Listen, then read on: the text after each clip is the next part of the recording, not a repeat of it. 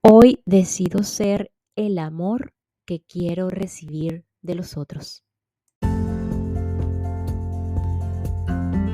Hola, hola, quien te saluda Carla Berríos en KB en Unión Live, un podcast creado a partir de un propósito vital en donde encontrarás diversas herramientas para ayudarnos juntos en este camino de sanación y así recordar el verdadero ser.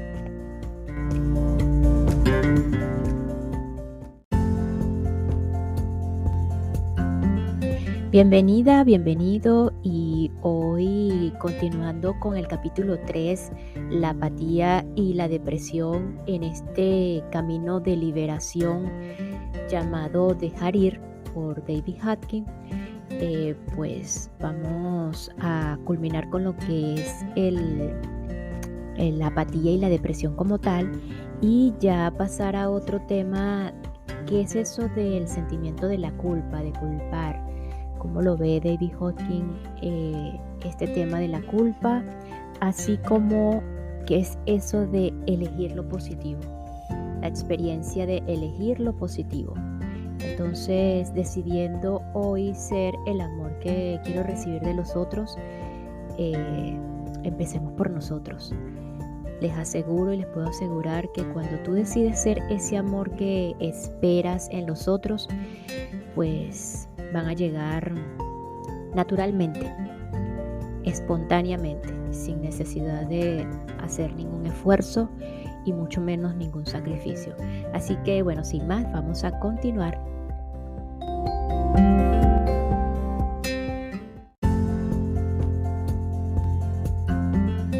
La apatía y la depresión son el precio que pagamos por habernos conformado con nuestra pequeñez.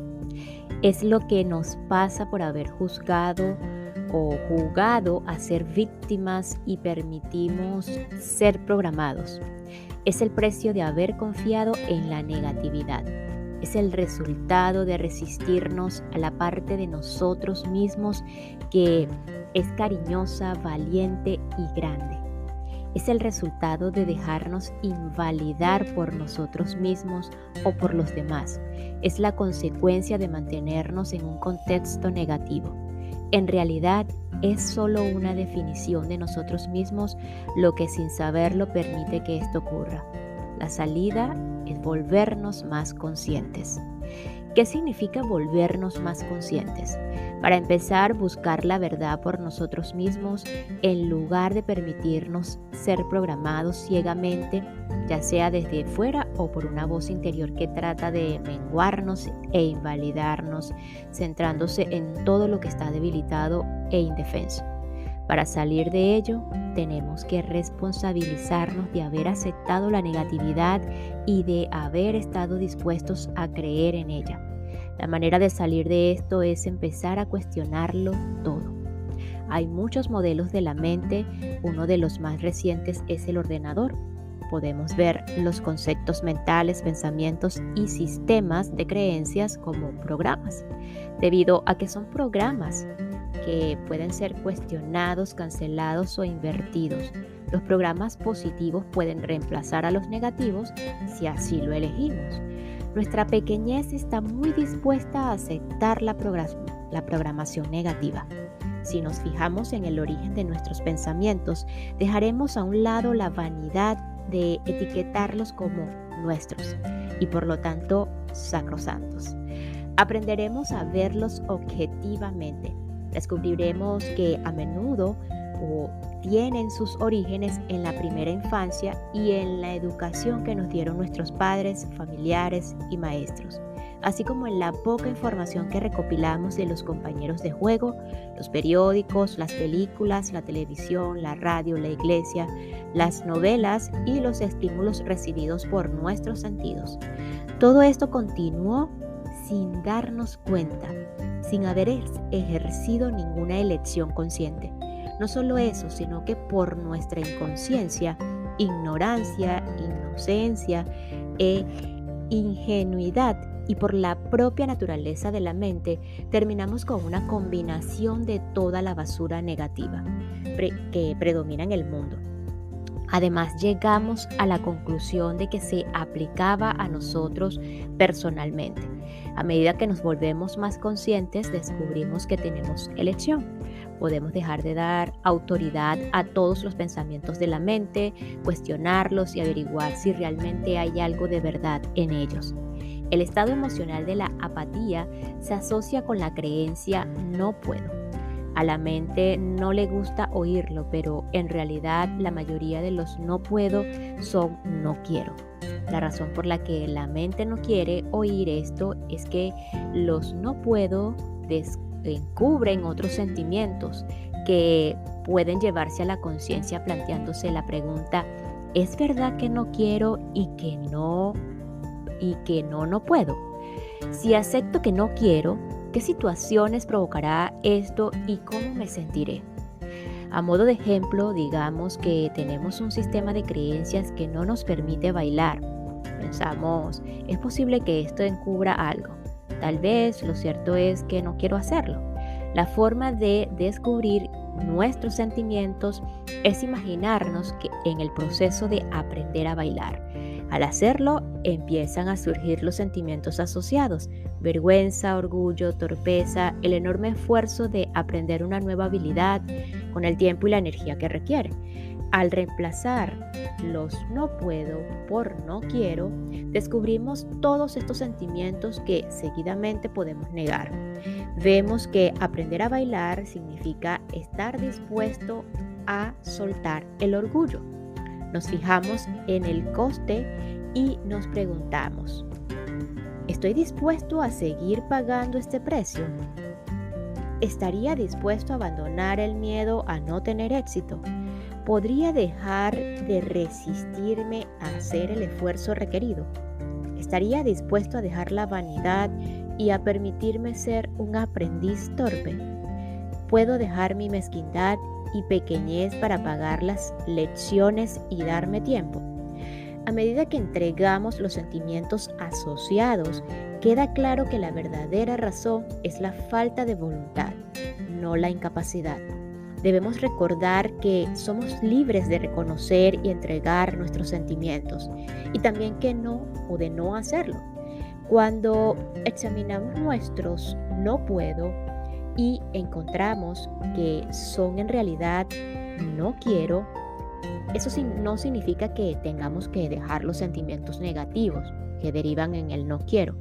Somos perfectamente libres de negarnos a dejarlos.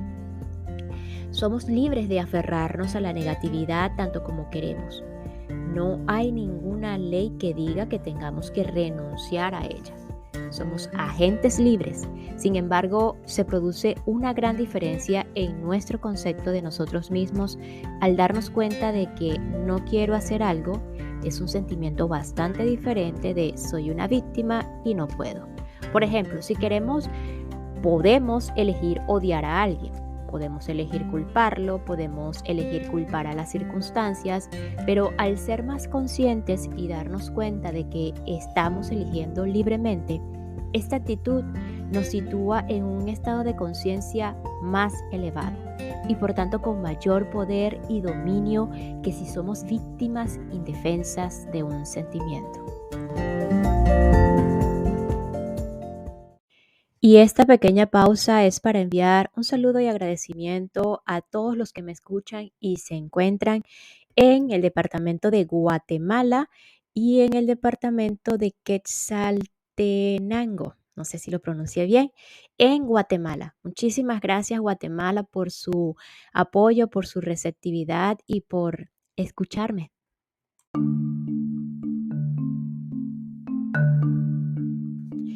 Culpar. Uno de los mayores bloqueos a superar para salir de la depresión y la apatía es la tendencia a culpar. Culpar es todo un tema en sí mismo. Examinarlo puede resultar gratificante. Para empezar, hay una gran recompensa en culpar. Conseguimos ser inocentes, podemos disfrutar de la autocompasión, además de ser mártires, víctimas y los destinatarios de las simpatías. Tal vez la mayor recompensa de culpar es que conseguimos ser víctimas inocentes. El otro es el malo.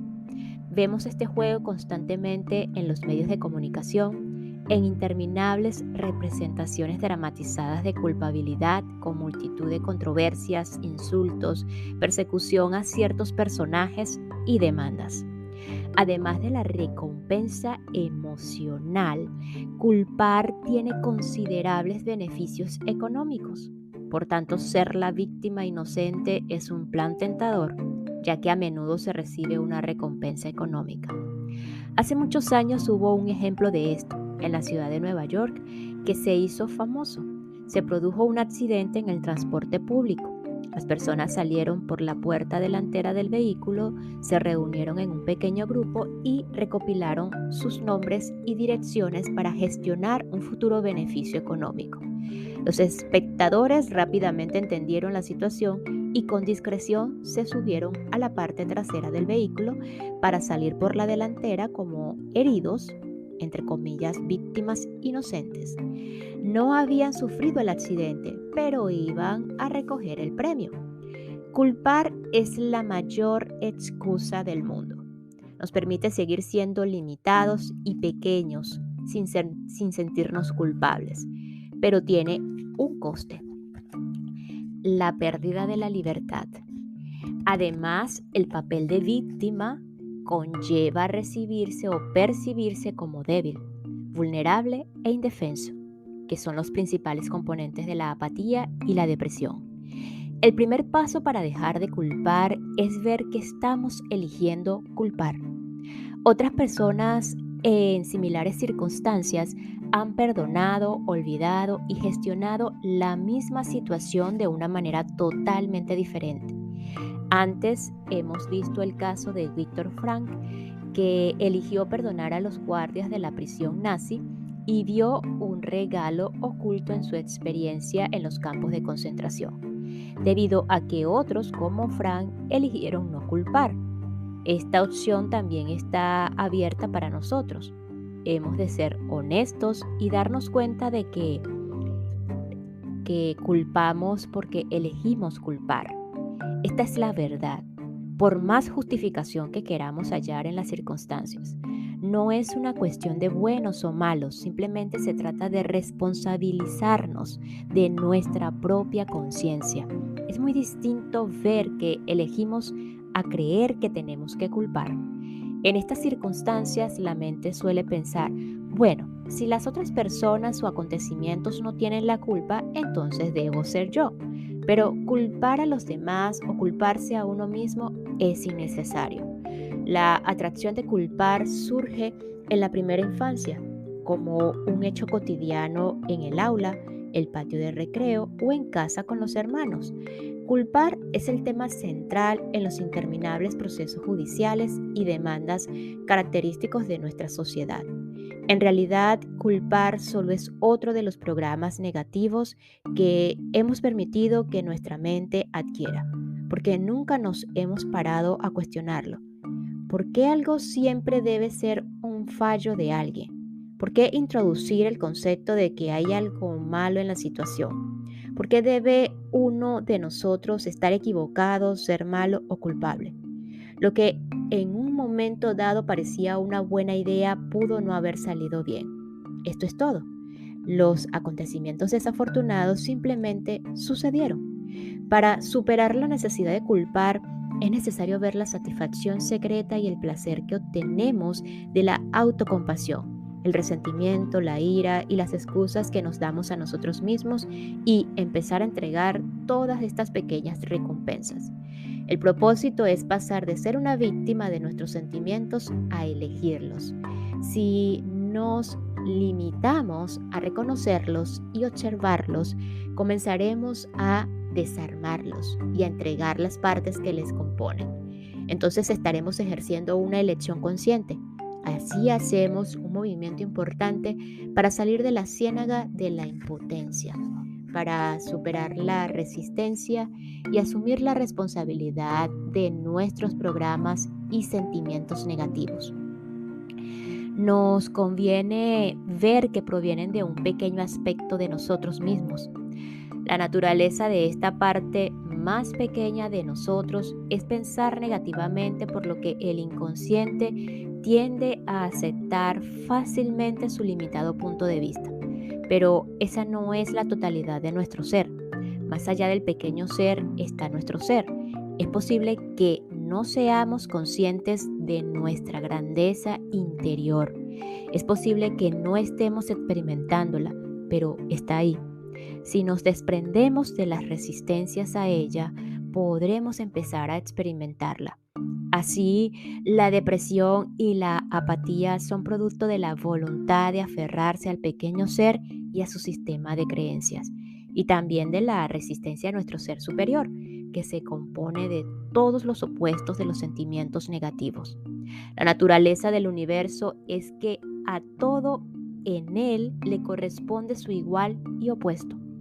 Así, el igual y opuesto del electrón es el positrón. Cada fuerza tiene una contrafuerza igual y opuesta. El yin es compensado por el yang. Existe el miedo, pero también existe el coraje. Existe el odio, pero su opuesto es el amor. Existe la timidez, pero también la valentía. Existe la tacañería, pero también la generosidad. En la psique humana, cada sentimiento tiene su opuesto.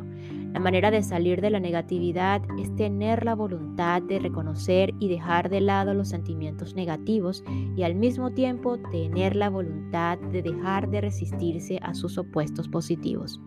La depresión y la apatía son el resultado y el efecto de estar en la polaridad negativa.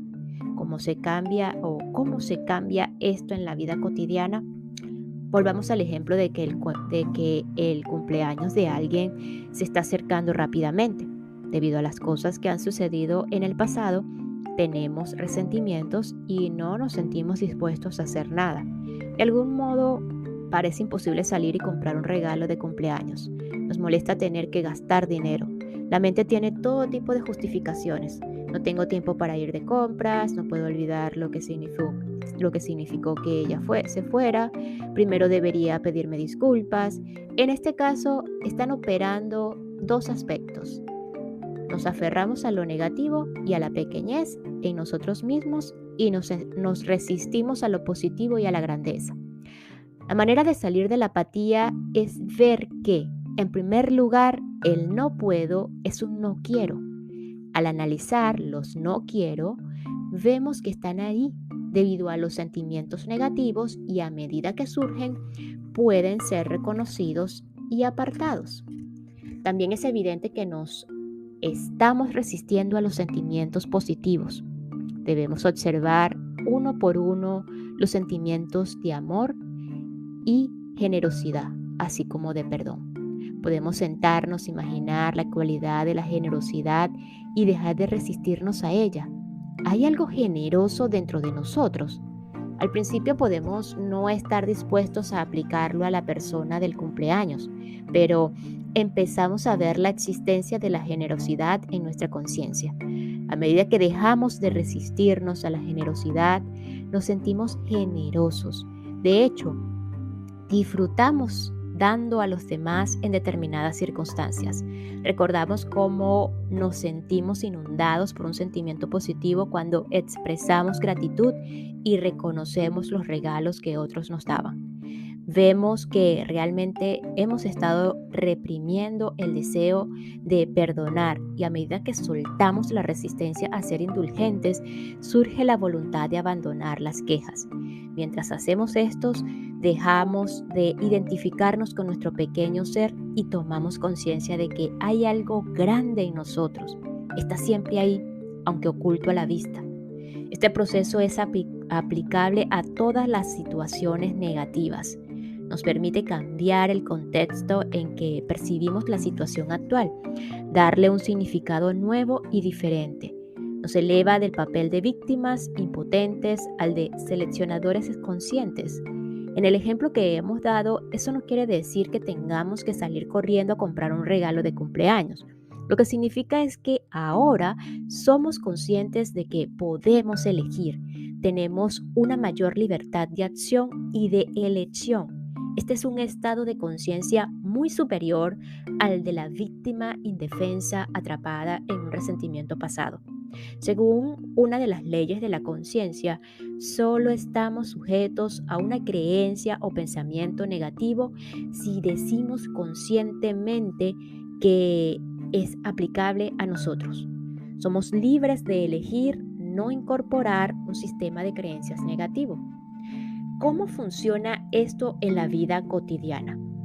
Tomemos un ejemplo común. El periódico informa que la tasa de desempleo se encuentra en su máximo histórico. El comentarista de las noticias del telediario afirma: no hay trabajo. En ese momento tenemos la libertad de rechazar o aceptar esa forma de pensamiento negativo. En su lugar podemos decir: el desempleo no es aplicable a mí. Al negarnos a aceptar la creencia negativa, ya no controla nuestra vida. Según mi experiencia personal durante los periodos de alto desempleo, como el que siguió a la Segunda Guerra Mundial, no tuve ningún problema para conseguir trabajo. De hecho, podía tener 2 e incluso 3 trabajos al mismo tiempo: lavar platos, camarero, botones, taxista, barman, obrero, jardinero y limpiador de cristales. Esto fue consecuencia de un sistema de creencias que decía: el desempleo es aplicable a los demás, pero no a mí. Y donde hay una voluntad, hay un camino. También hubo una disposición a renunciar al orgullo a cambio de empleo. Otro ejemplo es el de los sistemas de creencias relacionados con las enfermedades epidémicas. Hace unos años, 14 personas relacionadas entre sí fueron observadas de cerca durante una epidemia de gripe. De las 14, 8 contrajeron la gripe, pero 6 no. Lo importante aquí no es que 8 personas contrajeran la gripe, sino que 6 no lo hicieron. En cualquier epidemia hay personas que no se contagian. Hasta en lo peor de una depresión hay gente que se hace rica e incluso millonaria. La idea de la pobreza era contagiosa en aquellos días, pero de alguna manera esa gente no lo incorporó por lo que no fue aplicable a ella. Para que la negatividad sea aplicable a nuestra vida, primero sabemos o debemos suscribirla y después darle una energía de nuestra creencia. Si tenemos el poder para manifestar la negatividad en nuestra vida, obviamente nuestra mente también tiene el poder de hacer realidad su contrario.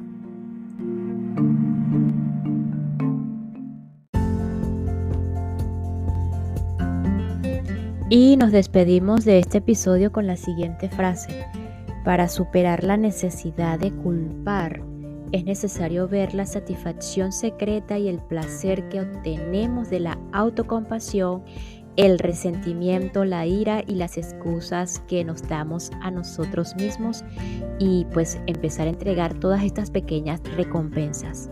Nos escuchamos en el próximo episodio para continuar con el mecanismo de dejar ir, un camino de liberación, por David Hawkins.